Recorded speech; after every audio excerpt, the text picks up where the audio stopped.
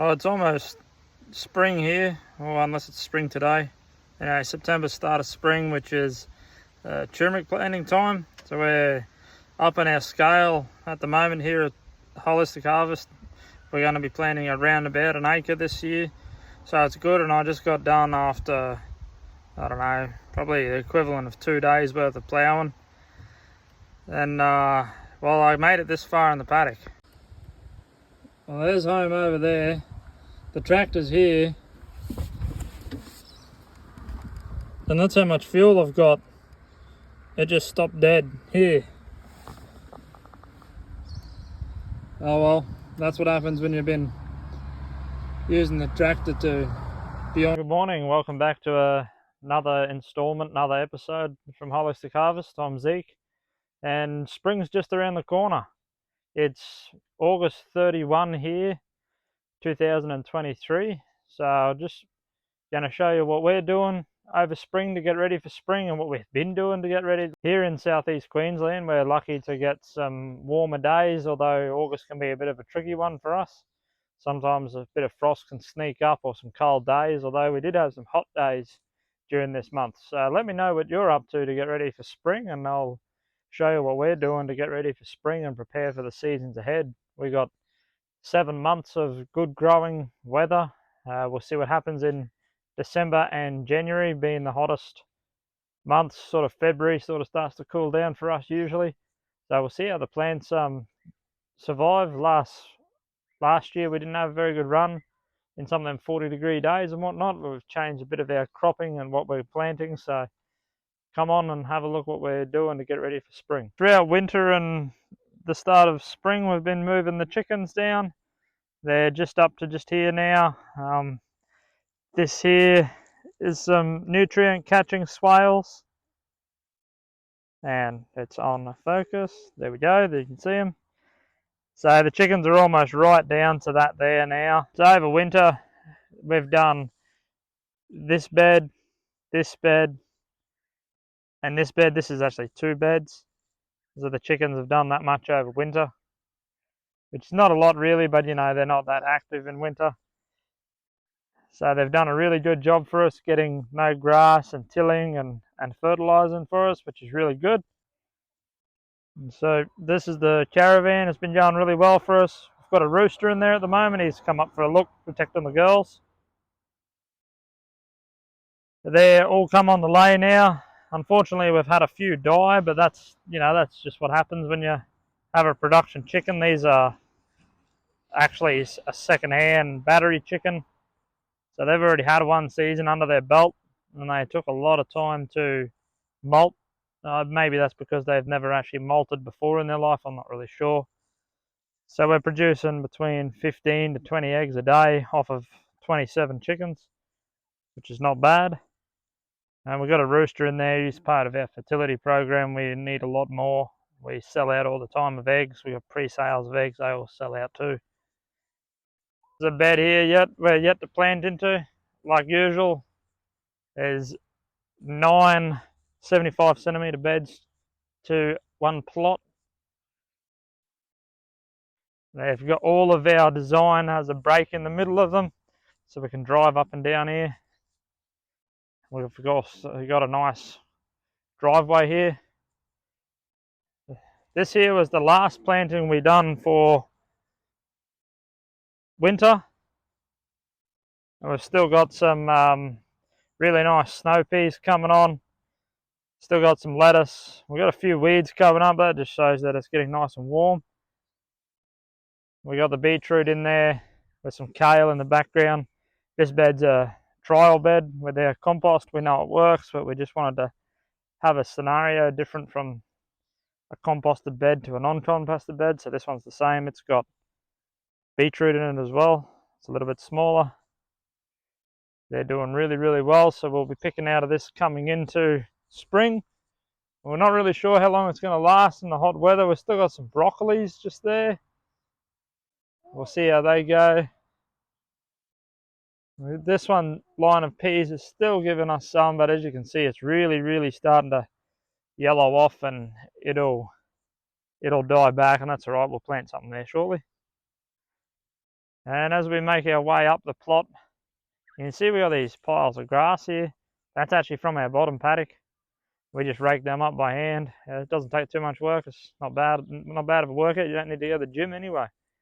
We chuck it on the ute and we bring it back over, and that's our compost. So as we're going into the hotter weather, we're making more compost because you can. All the microbes are alive, and also that we're using that for mulch.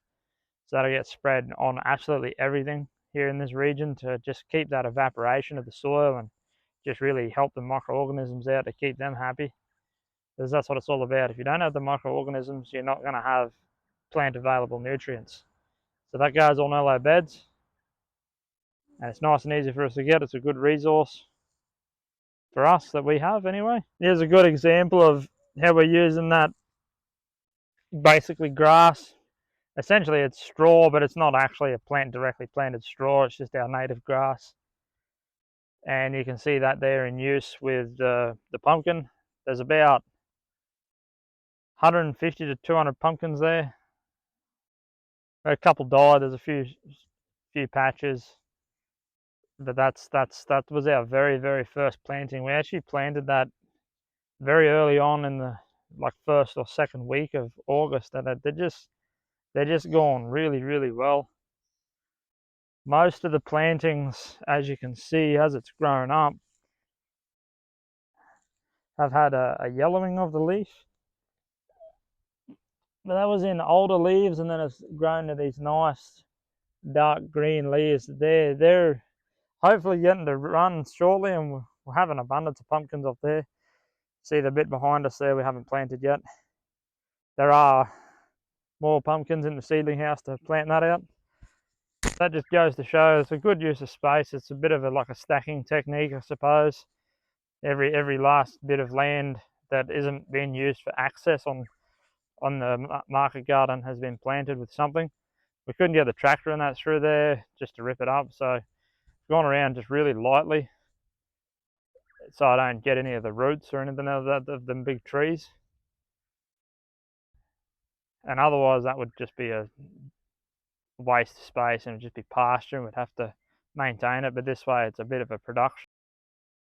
This is the first planting of snake bean up in a real dry part of the land here.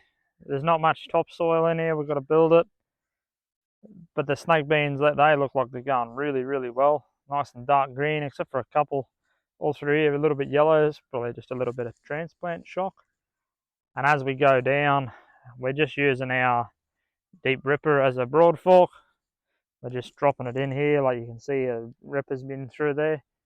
That's it, so we don't have to broad fork manually. And this ground, until we had this rain just last night, it was very hard. Still got some carrots. One of them crops that's a bane of my existence. We do have really nice tasting carrots and everyone likes them. They just grow really slow. So anyone out there is discouraged in carrots, they grow slow. And if you don't have the perfect soil for them to actually drop that taproot in and fruit out, well, they're just mini carrots. But they're still fine as long as they're big enough for roast them. We sell them. This is the first ever bed we made up in this new section here. So they're 20 meters long, 75 meters across, and it's a bit empty because we're waiting for some more capsicums. That line's got capsicum in it, along with some extra plants that once we put this horse manure on, they just decided, well, I'm going to grow now, so we'll just leave them in there, that's all right. And then, so there's meant to be 2 rows of the capsicum. So that row there will become capsicum. They're up the top of the hill because they're a longer term plant and they'll go for 5 years or so. There's 2 empty beds just here. It's these 2 here.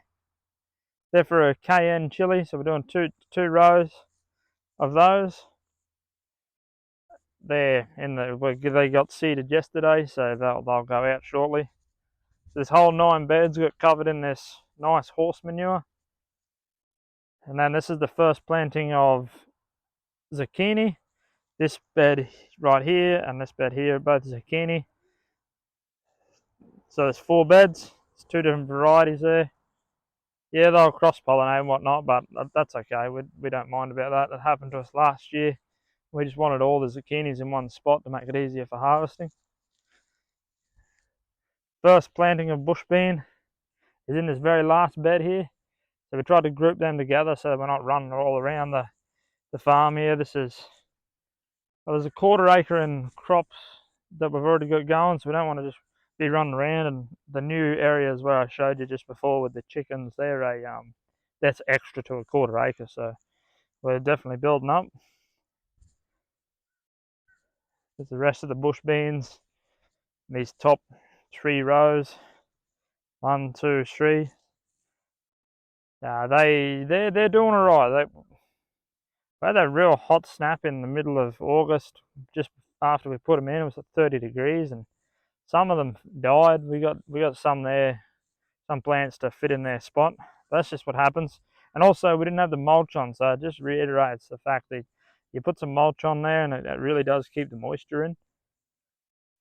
I had another bed of carrots, and as you can see, it's really patchy. There's not much up here in the terms of topsoil. Yeah, that's a big chunk of clay there. You can see the difference in colour. Gravelly stuff. It's not bad, we just need to get a lot more organic material in it. And then these 2 beds here that you see the mulch on, they've got cucumber. That's the first planting of cucumber. And there's meant to be 4 rows, but some plants didn't germinate, but that's just how it goes. And we just got the leftover rows of onion and carrot and that, and we still haven't planted these out with the new season of crops. That's why it doesn't have mulch on it yet. And these are the last plantings of our snow peas. They don't have any trellis on them because at the top of the bed, back up over here at the very top, that's the snake bean, and they need the trellis. This was just, we had these seedlings in the house and we're not sure how they're going to go going into the warmer weather. So we just chucked them in, no trellis. So they're going to be a bit of a pain to harvest, but you know, we still get the benefit out of it. It's still getting it done. You'll have to excuse the sun in my eyes. It's just coming up now where this is a north facing bed. So that's what we've been up to start preparing for our warmer months, our spring, which is tomorrow officially. It's not really that in southeast Queensland, but you know, it is officially tomorrow. So that brings me to what we're actually doing today, and that is following our succession plan guide. Basically the first week of every month we've got to plant everything again. It's a monthly rotation on varieties. So I'll set the camera up and I'll just give you a quick run through of how we do that in a little bit more commercial setting. You will see my other video of doing it with some toilet rolls, and look, any way that you can pot up some seeds or chuck them directly in the ground definitely all works. This is just how we do it. So have a bit of a look, have a bit of a follow along, and if you've got any questions, comments or suggestions, chuck them in the comments below.